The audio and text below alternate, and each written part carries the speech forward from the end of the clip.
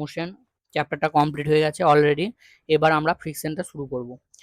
তো ফ্রিকশনের প্রথমে জানতে হবে যে ফ্রিকশন বা ঘর্ষণ বলতে আমরা কি বুঝি। ধরো এরকম একটা অবজেক্ট রয়েছে, এই অবজেক্টটা এই দিকে মুভ করতে চেষ্টা করছে, তাহলে এই যে সারফেসটা আছে এইটা কি করবে, এর যে রিলেটিভ মোশন মানে এইদিকে মুভ করার যে চেষ্টাটা সেটাকে কি করবে, এ অপোজ করবে বা বাধা দেবে। তাহলে এই জিনিসটাকেই বলা হচ্ছে ফ্রিকশন। তাহলে ফ্রিকশন মানে হচ্ছে that opposes relative motion of the body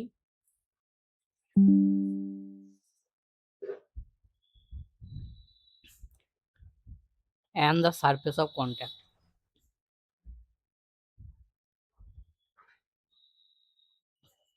ঠিক আছে, তাহলে এই জিনিসটাকে আমরা ফ্রিকশন বলবো। এরপরে দেখো এই যে ফ্রিকশন রয়েছে, এই ফ্রিকশনের কজ কি, কেন তৈরি হয় ফ্রিকশন। তো এর হচ্ছে দুটো থিওরি আমরা পড়বো, একটা হচ্ছে সারফেস অফ ইররেগুলারিটিস আর একটা হচ্ছে অ্যাডহেসিভ ফোর্স। তার মধ্যে প্রথমটা হচ্ছে আমাদের ওল্ড কনসেপ্ট, যেখানে বলা হচ্ছে সারফেস অফ ইররেগুলারিটিস।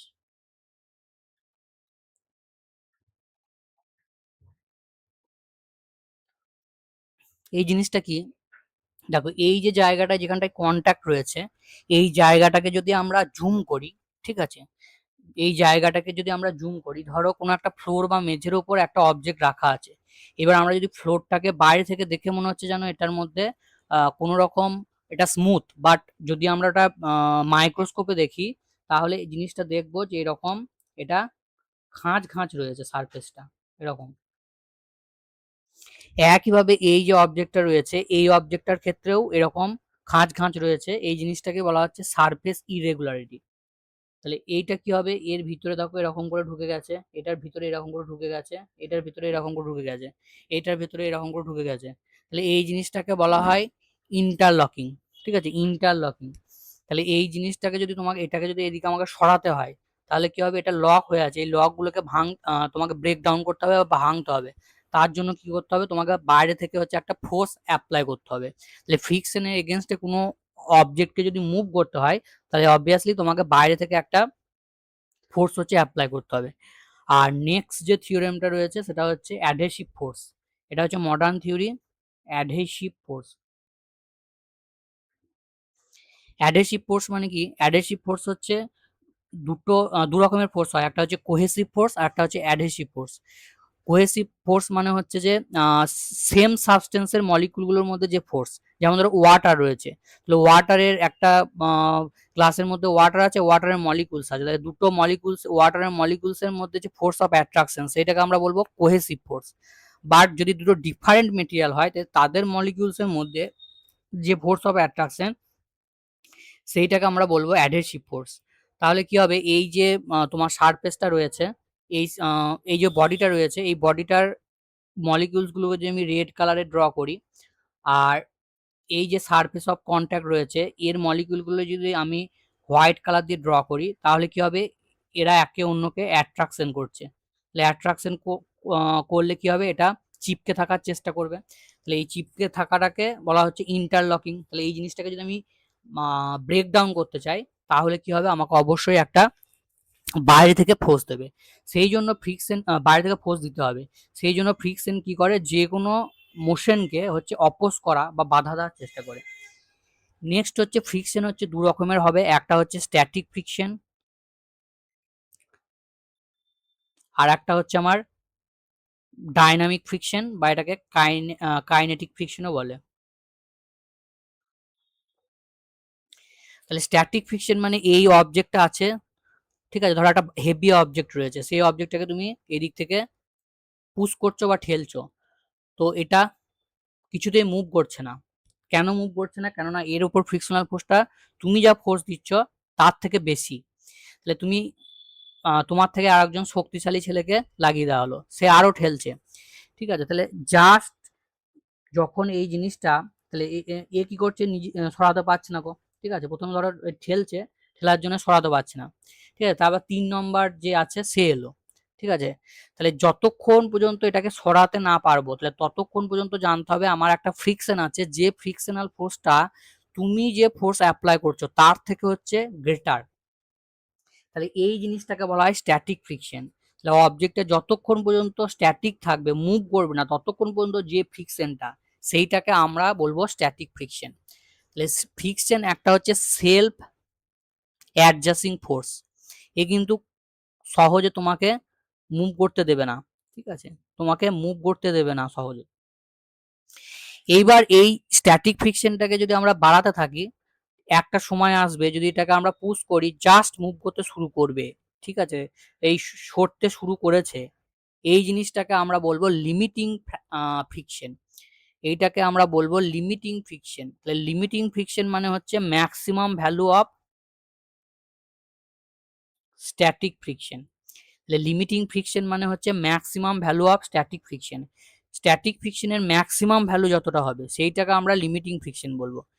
এবার লিমিটিং ফ্রিকশনটা যেই ক্রস করে যাবে অবজেক্টটা সঙ্গে সঙ্গে মুভ করতে শুরু করে দেবে। তাই যখন মুভ করতে শুরু করে দিল তখন যে ফ্রিকশনটা কাজ করবে সেইটাকে আমরা বলবো কাইনেটিক ফ্রিকশন, সেইটাকে আমরা বলবো কাইনেটিক ফ্রিকশন।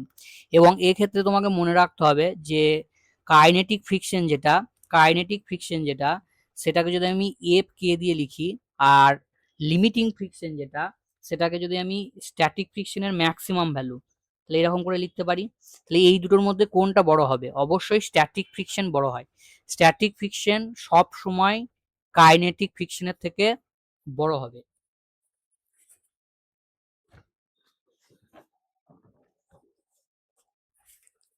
এরপরে এর যদি আমরা গ্রাফটা দেখি তাহলে গ্রাফটা কিরকম হবে দেখো, এইদিকে আমার অ্যাপ্লাইড ফোর্স নিলাম, এইদিকে আমি নিচ্ছি ফ্রিকশন। তাহলে অ্যাপ্লাইড ফোর্সটাকে আমি এফ দিয়ে লিখলাম আর ফ্রিকশনাল ফোর্সটাকে আমি স্মল এফ দিয়ে লিখলাম। তাহলে এইদিকে আমি ফ্রিকশনাল ফোর্স নিয়েছি, এইদিকে আমি অ্যাপ্লাইড ফোর্স নিয়েছি। তাহলে গ্রাফটা আমার দেখতে হবে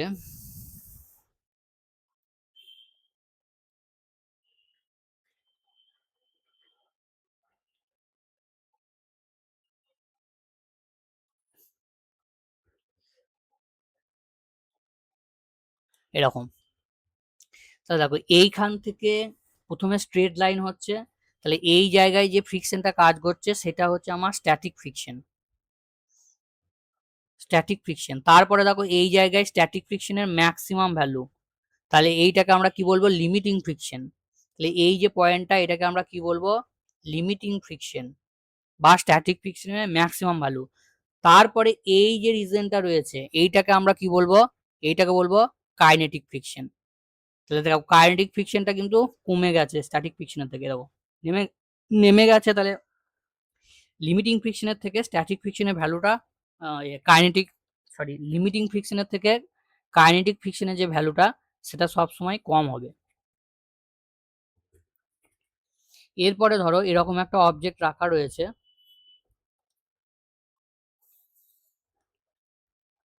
কোনো একটা সারফেসের উপর, তাহলে কি হবে? কি কি ফোর্স এর উপর কাজ করবে? নিচের দিকে যদি আমি দেখি এর ওয়েটটা কাজ করবে, ওপরের দিকে যদি আমরা দেখি তাহলে নর্মাল ফোর্স কাজ করবে। আর এই জিনিসটাকে আমি ধরো এই দিক থেকে ফোর্স দিয়েছি, এই দিক থেকে অ্যাপ্লাইড ফোর্স দিয়েছি। তাহলে অ্যাপ্লাইড ফোর্স দিয়েছি, তাহলে ফ্রিকশনাল ফোর্সটা কি করবে? অপোজ করার চেষ্টা করবে। আর ফ্রিকশনাল ফোর্সটা সবসময় অ্যাপ্লাইড ফোর্সের উল্টো দিকে কাজ করে। তাহলে এখানে ফ্রিকশনাল ফোর্সের ডিরেকশনটা হবে এই দিক বরাবর, অ্যাপ্লাইড ফোর্সের অপোজিটে, এবং যে সারফেস অফ কন্ট্যাক্ট আছে সেই দিকে কাজ করবে। তাহলে এই দেখো এখানে সারফেস অফ কন্ট্যাক্ট আছে, তাহলে এই দিকে কাজ করবে। তাহলে এই ফোর্সটাকে আমি এফ বলতে পারি, ঠিক আছে। এইবার দেখা গেছে যে তোমার স্ট্যাটিক ফ্রিকশনের যে ম্যাক্সিমাম ভ্যালু সেইটা হচ্ছে proportional to normal, proportional to normal force. সেইটাই হবে। দেখো যদি তুমি একটা হেভি, নর্মাল ফোর্সটা আবার কার সঙ্গে ইকুয়াল? নর্মাল ফোর্সটা হচ্ছে ওয়েটের সঙ্গে ইকুয়াল হয়েছে। তাহলে যত হেভি অবজেক্ট হবে তত তোমার সরাতে গেলে বেশি ফোর্স দিতে হবে। তার মানে এখান থেকে বুঝতে পারছো যে নর্মাল রিয়াকশনটা যত বেশি হবে তার মানে স্ট্যাটিক ফ্রিকশনের ভ্যালু তত বাড়বে। তাহলে প্রপোর্শনাল তুললে একটা কনস্ট্যান্ট নেবো, সেটাকে আমরা বলছি মিউ এস। তাহলে এখান থেকে আমার একটা ফর্মুলা জানিয়ে গেল, যে ফর্মুলাটা দিয়ে আমার নিউমেরিক্যালস হবে। সেটা হচ্ছে স্ট্যাটিক ফ্রিকশন বা লিমিটিং ফ্রিকশনের যে ম্যাক্সিমাম ভ্যালুটা, লিমিটিং ফ্রিকশনের যে ম্যাক্সিমাম ভ্যালুটা, লিমিটিং ফ্রিকশনের ম্যাক্সিমাম ভ্যালুটাকে এই ফর্মুলা থেকে আমরা বের করতে পারবো। ঠিক আছে, আর এই যে মিউ এস লিখলাম, এইটাকে বলা হয় কোপিশিয়েন্ট অফ স্ট্যাটিক ফ্রিকশন।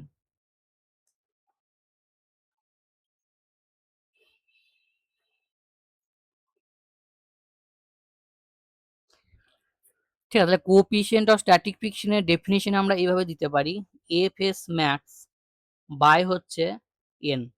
তার মানে কি বলবো, ঘুরিয়ে যদি আমরা বলি যে লিমিটিং ফ্রিকশন এবং নর্মাল রিয়াকশন ফোর্সের যে রেশিও, সেটাকে আমরা কি বলবো, static friction, coefficient of static friction. বেশ, এরপরে যেটা আছে সেটা দেখো angle of friction. Angle of friction যদি দেখি, সে আগের মতোই একই কেস। আচ্ছা, এখান থেকে হয়ে যেত আমার, এইখান থেকে হয়ে যাবে দেখো।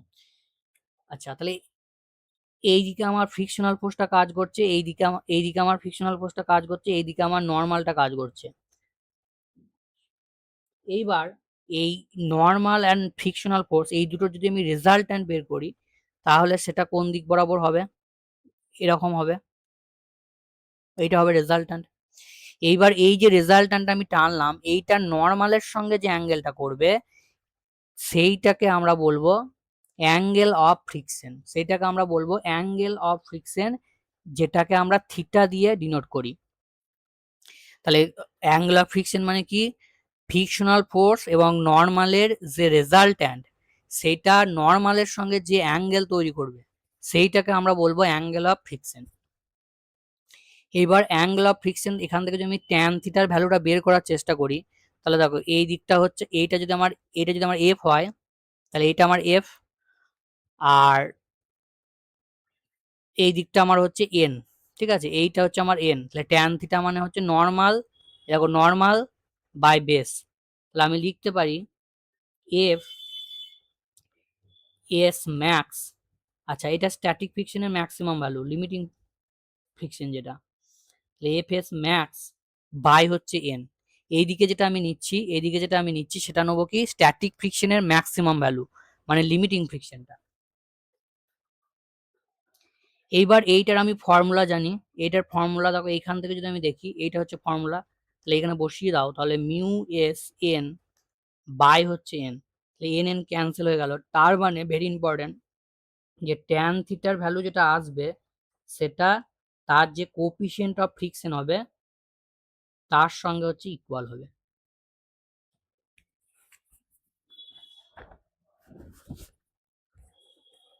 নেক্সট আমরা যেটা পড়বো সেটা হচ্ছে অ্যাঙ্গেল অফ রিপোজ।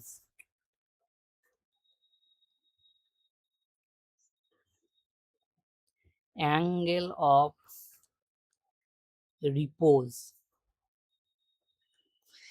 এটা কি জিনিস, ধরো এরকম একটা ইনক্লাইন প্লেন রয়েছে, আর এইখানে আমার একটা অবজেক্ট রাখা আছে। বেশ, তাহলে এই অবজেক্টের উপর যদি আমরা ফোর্স দেখি, সেটা হচ্ছে নিচের দিকে একটা ফোর্স কাজ করবে, যেটাকে আমরা বলবো ওয়েট, মানে এমজি। এই অ্যাঙ্গেলটা আমি থিটা ধরছি। ঠিক আছে, এই অ্যাঙ্গেলটা আমি থিটা ধরছি।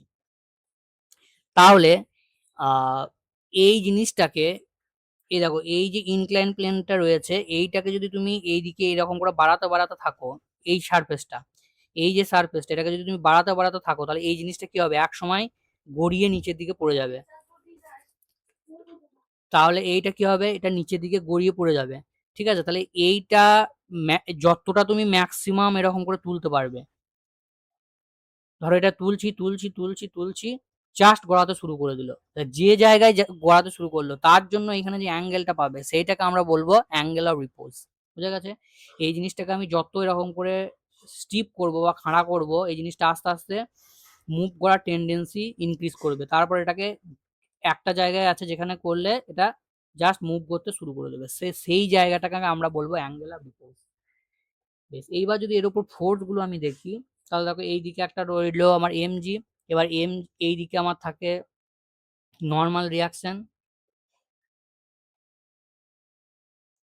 এদিকে আমার হচ্ছে n।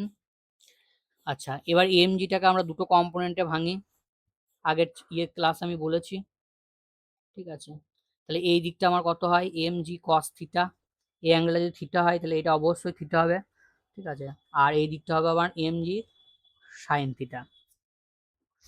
তাহলে এই দেখো mg sin থিটা যে কম্পোনেন্টটা আছে, সেই জিনিস কম্পোনেন্টটা ফোর্সের কি হবে, এটাকে এইদিকে টানার চেষ্টা করছে, মানে এইদিকে সরানোর জন্য রেসপন্সিবল কোনটা, এই যে কম্পোনেন্টটা আছে এই কম্পোনেন্টটা।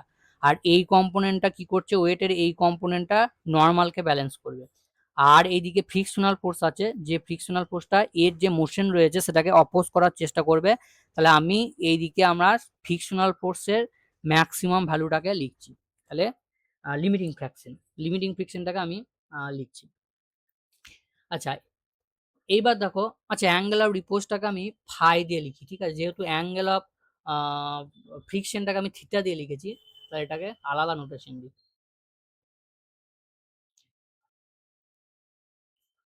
এই এবার দেখো ইকুয়েশনটা যদি আমি ব্যালেন্স, দুদিকে কম্পোনেন্ট গুলোকে যদি আমি ব্যালেন্স করি, তাহলে এইটা কি করবে, একে ব্যালেন্স করবে। তাহলে এখান থেকে বলতে পারি n equal to M G cos phi. আচ্ছা, নেক্সট হচ্ছে এই যে কম্পোনেন্টটা আছে, এই কম্পোনেন্টটা আর এই কম্পোনেন্টটা ইকুয়াল হবে, ঠিক আছে। তাহলে S max equal to M G sine theta.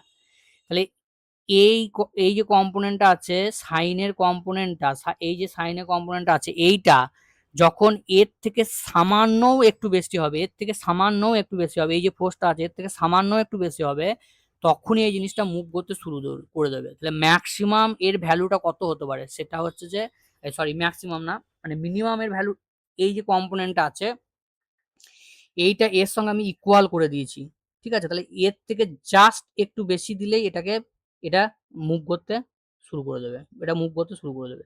তার মানে কি, মুভ করার কন্ডিশনটা হচ্ছে এম জি সাইন ফাই যেটা রয়েছে সেটা গ্রেটার দ্যান হচ্ছে এইটা হবে, ঠিক আছে।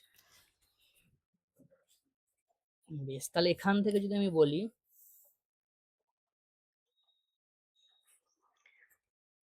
আচ্ছা এবার দেখো এই যে ফোর্সটা আছে এটার ফর্মুলা আমরা করে এলাম, এটা mu S N.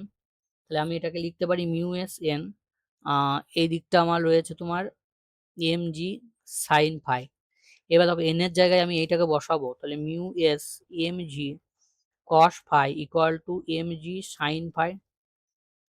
M G both side কেটে দিলাম, তাহলে মিউ এস ইকুয়াল টু আমার দাঁড়িয়ে যাচ্ছে sine theta, sine phi by cos phi, মানে ট্যান ফাই। তাহলে এই যে জিনিসটা বেরোচ্ছে আমার ট্যান ফাই, এই অ্যাঙ্গেলার রিপোজটা হচ্ছে অ্যাঙ্গেল অফ প্রিজমের সঙ্গে, অ্যাঙ্গেল অফ রিপোজটা হচ্ছে কোপিসিয়েন্ট অফ স্ট্যাটিক ফ্রিকশনের সঙ্গে হচ্ছে ইকুয়াল হবে। এরপরে দেখো আরো দু রকম ফ্রিকশন হয়, সেটা হচ্ছে যে রোলিং ফ্রিকশন অ্যান্ড হচ্ছে স্লাইডিং ফ্রিকশন।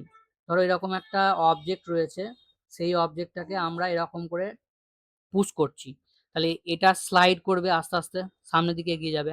আর একটা হুইল রয়েছে, ঠিক আছে, হুইল যেটা রয়েছে সেইটা কি করবে, আস্তে আস্তে এটাকে যদি আমি ফোর্স দিই এটা রোল করতে শুরু করে দেবে। এবার তোমরা প্র্যাকটিক্যাল ক্ষেত্রে দেখেছো যে যখন আমাদের কোনো হেভি লাগেজ হয় তখন আমরা কি করি, তখন ট্রলি ইউজ করি। তো ট্রলিতে কি করা হয়, হুইল লাগিয়ে দেওয়া হয়, তাহলে হুইল লাগানো মানে হচ্ছে ফ্রিকশনটা কমে যাবে। তাহলে ফ্রিকশনটা কমে গেলে কি হবে, তোমার অল্প ফোর্স দিলেই সেটা সামনের দিকে এগিয়ে যাবে, ফলে জিনিসটাকে তোমার টেনে নিয়ে যেতে সুবিধা হবে। তাহলে এখান থেকে আমরা একটা ইম্পর্টেন্ট পয়েন্ট জানতে পারলাম যে রোলিং ফ্রিকশনটা হচ্ছে অলওয়েজ স্মলার দেন দা স্লাইডিং ফ্রিকশন।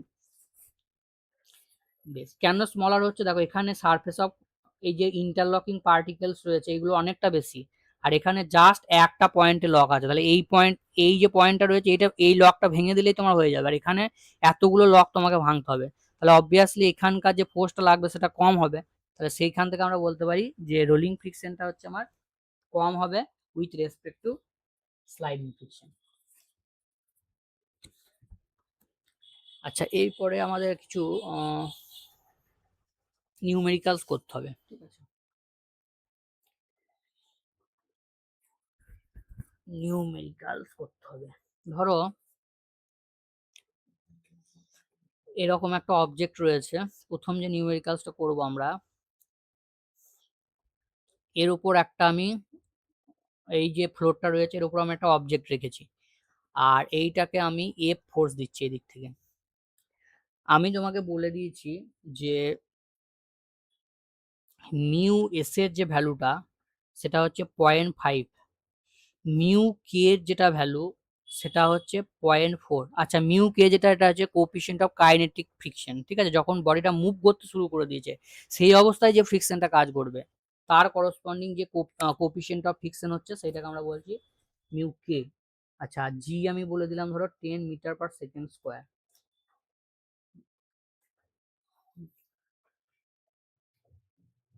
এইবার আমি তোমাকে বললাম ফাইন্ড ভ্যালুজ অফ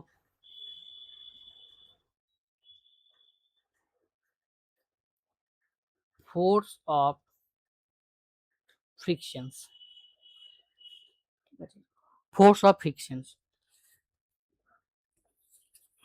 মানে তোমাকে এখানে আমি অ্যাকচুয়ালি বলেছি যে স্ট্যাটিক ফ্রিকশনের ফ্রিকশনাল ফোর্সের ভ্যালুটা অ্যান্ড কাইনেটিক ফ্রিকশনাল ফোর্সের ভ্যালুটা বের করতে।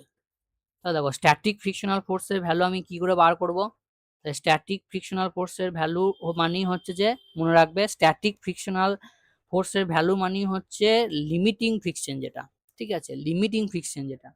লিমিটিং ফ্রিকশনের ফর্মুলা আমার কত হয়, মিউ এন। আবার দেখো এই জিনিসটার উপরের দিকে যদি এন কাজ করে, নিচের দিকে যদি এম জি কাজ করে, তাহলে আমরা এক্ষেত্রে কি বলতে পারি, N equals to M G, এটা বলতে পারি আমরা। তাহলে এন এর জায়গায় আমরা চাইলে এখানে এম জি বসিয়ে দিতে পারি। আর এটা আমার স্ট্যাটিক করছি, তাহলে এগুলো মিউ এস। এবার বসিয়ে দাও, মিউ এসটা 0.5 মানে হচ্ছে হাফ।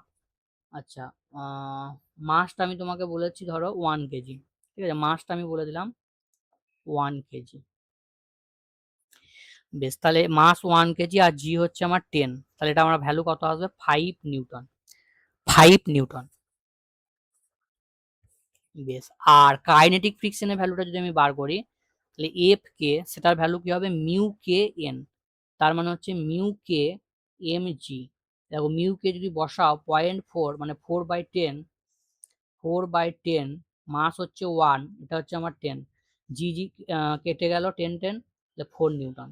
তাহলে দেখো এই দুটো ভ্যালু যদি আমরা অবজার্ভ করি, তাহলে দেখো কাইনেটিক ফ্রিকশনাল ফোর্সের যে ভ্যালুটা এসছে সেটা কিন্তু লিমিটিং ফ্রিকশনের থেকে কম। তাহলে লিমিটিং ফ্রিকশনের ভ্যালুটা বা স্ট্যাটিক ফ্রিকশনের ভ্যালুটা কিন্তু অলওয়েজ কাইনেটিক ফ্রিকশনের থেকে বেশি হবে। নেক্সট দেখো ভেরি পপুলার প্রবলেম, সেটা হচ্ছে যে এরকম রয়েছে, আহ, এই একটা ফ্লোর রয়েছে,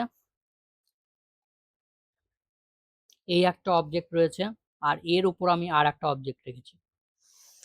আচ্ছা, এই যে নিচের অবজেক্টটা রয়েছে এটার মাসটা আমি বলছি 10 কেজি, ওপরেরটা আমি বললাম 5 কেজি, আর এই দিক থেকে আমি একটা ফোর্স দিয়েছি, এই দিক থেকে আমি একটা ফোর্স দিয়েছি যেটা হচ্ছে 50 নিউটন।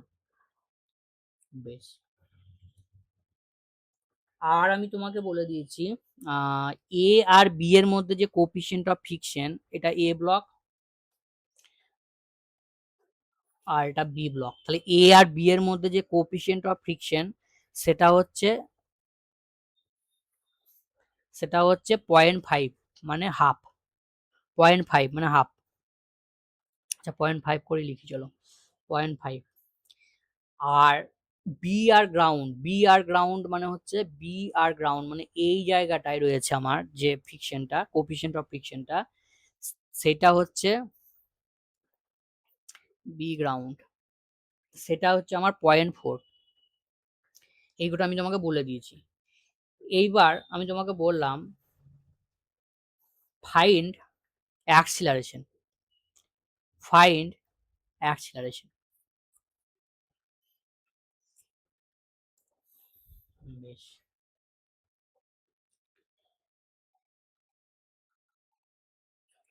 তাহলে দেখো আমি যদি এই দুটো জিনিসের কি করব, ফ্রি বডি ডায়াগ্রাম করব, তাহলে প্রথমে আমি 5 কেজিটার ফ্রি বডি ডায়াগ্রাম করব। তাহলে 5 কেজিটা যদি আমি ফ্রি বডি ডায়াগ্রাম করি, এর উপর কি কি ফোর্স আছে, এই দেখো এইদিকে হচ্ছে 50 নিউটন আছে, তাহলে এই দিকে আমার একটা ফোর্স আছে যেটা হচ্ছে আমার 50 নিউটন।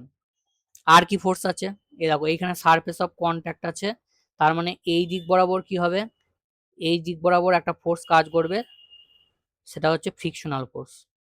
ঠিক আছে, তাহলে এটা এইদিকেও ড্র করতে পারো, এদিকেও ড্র করতে পারো, কোনো অসুবিধা নেই। এদিকে ড্র করছি আমি। বেশ, এইদিকে হচ্ছে যে এটাকে আমরা এফ নাম দিচ্ছি, ঠিক আছে, বা এটাকে আমি আরো অ্যাকিউরেট বললে স্ট্যাটিক ফ্রিকশনের ম্যাক্সিমাম ভ্যালু, তাহলে এফ এস ম্যাক্স এটা লিখতে পারি। বেশ, এইবার দেখো এই জিনিসটাকে আমি এই দিকে তোমার পুশ করছি, তাহলে আমি ধরলাম এই দিকে একটা অ্যাক্সেলারেশন আছে এ, তাহলে আর আমার কি ফোর্স কাজ করছে, এই দিকে আমার একটা ফোর্স কাজ করছে যেটা হচ্ছে আমার মাস ইনটু অ্যাক্সেলারেশন। ঠিক আছে, মাস ইনটু, বা এই ফোর্সটাকে যদি নাও আঁকি আমরা, তাহলে এদের যে রেজাল্ট্যান্ট ফোর্স হচ্ছে, সেই রেজাল্ট্যান্ট ফোর্সটা কত, সিস্টেমটা এই দিকে মুভ করছে, তার মানে রেজাল্ট্যান্ট ইকুয়েশনটা যদি আমরা লিখি, তাহলে 50 থেকে আমার এফ এস ম্যাক্সটা বাদ যাবে, এইটা resultant force equal to mass into acceleration. ব্যাস, এবার 10 কেজিটার জন্য করব। আচ্ছা, এবার তুমি চাইলে এই এফ এস ম্যাক্স এর ভ্যালুটা বের করে নিতে পারো। এফ এস ম্যাক্স এর ভ্যালুটা আমরা বের করেই নিই আগে। তাহলে এফ এস ম্যাক্স এর ভ্যালুটা যেটা হবে সেটা দেখো mu m g, mu m g, তাহলে মিউ মানে হচ্ছে এখানে ই আর বি এর মধ্যে যে কোফিশিয়েন্ট অফ ফ্রিকশন রয়েছে, কারণ আমরা এ অবজেক্টটার উপর বের করছি, তাহলে এ আর বি এর মধ্যে এখানে কন্ট্যাক্ট রয়েছে, তাহলে মিউ এস এর ভ্যালুটা এ আর বি এর মধ্যে কত রয়েছে 0.5, তাহলে 0.5টা এখানে হচ্ছে মিউ। নেক্সট হচ্ছে এম, এমটা কত, বি এর মাস কত 5, আচ্ছা, ইনটু ইনটু হচ্ছে আমার জি, জি মানে আমার 10 দেওয়া আছে, তাহলে এখানে বসিয়ে দাও। মিউ এস এর ভ্যালুটা তোমার দেওয়া আছে 0.5, তার মানে হাফ, 5 ইন্টু 10, তাহলে এটা কেটে গেল, মানে 25 নিউটন। তাহলে এই ইকুয়েশনটাকে আমি এখন এইভাবে লিখতে পারি, 50 মাইনাস 25, তার মানে 25 ইকুয়ালস টু 5a, তার মানে এখান থেকে আমার অ্যাক্সেলারেশনের ভ্যালু বেরিয়ে যাবে 25/5 মানে 5। তাহলে উপরের যে ব্লকটা থাকবে তার যে অ্যাক্সেলারেশনের ভ্যালু হবে সেটা হবে 5 মিটার পার সেকেন্ড স্কোয়ার। তাহলে acceleration of the block A আমার বেরিয়ে গেছে। এইবার আমরা কি করব, acceleration of the block B বের করব। তাহলে বি এর যদি আমরা ফ্রি বডি ডায়াগ্রাম বের করি তাহলে কি হবে, এই হচ্ছে আমার বি, কি কি ফোর্স আছে এর উপর, এ দেখো এইদিকে একটা কন্ট্যাক্ট রয়েছে, তার মানে এইদিকে একটা ফ্রিকশনাল ফোর্স থাকবে, তাহলে এইদিকে একটা ফ্রিকশনাল ফোর্স আছে, যেটাকে আমরা লিখতে পারি এফ এস ম্যাক্স। বেশ, আর দেখো আর কি ফোর্স আছে, আর কোনো ফোর্স আছে, এর উপর কিন্তু অ্যাপ্লাইড ফোর্স নেই, অ্যাপ্লাইড ফোর্সটা এর উপর রয়েছে, তাহলে এর উপর কোনো অ্যাপ্লাইড ফোর্স নেই।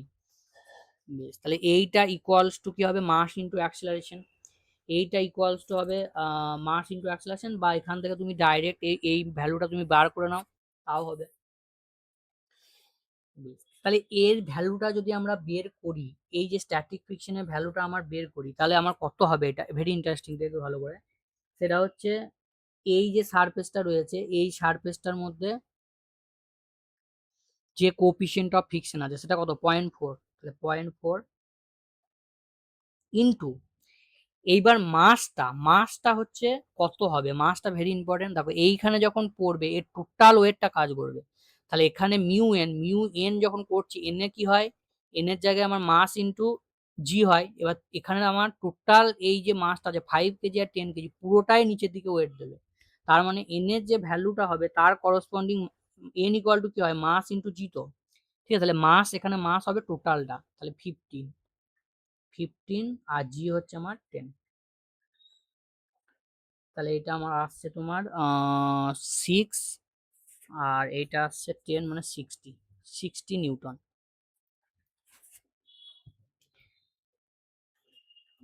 আচ্ছা, এবার দেখো 60 নিউটন, এর উপর কিন্তু কোনো ফোর্স আমরা আর কোনো ফোর্স দিইনি, শুধুমাত্র ফ্রিকশনাল ফোর্সটা আছে। তার মানে এর কি অ্যাক্সিলারেশন হবে? হবে না, কারণ অ্যাপ্লাইড ফোর্স আমরা জানি যে এক্সটার্নাল ফোর্স ছাড়া সেটার মধ্যে কোনো রকম অ্যাক্সিলারেশন হবে না। তাহলে এইটার কোনো রকম অ্যাক্সিলারেশন হবে না এবং বডিটা কি হবে? বডিটা রেস্টে থাকবে। তাহলে বি যে বডিটা আছে সেটা কি হবে? B is at rest. B is at rest.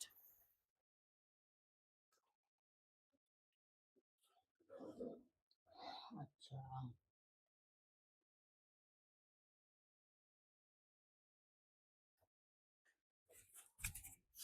Next আমরা করব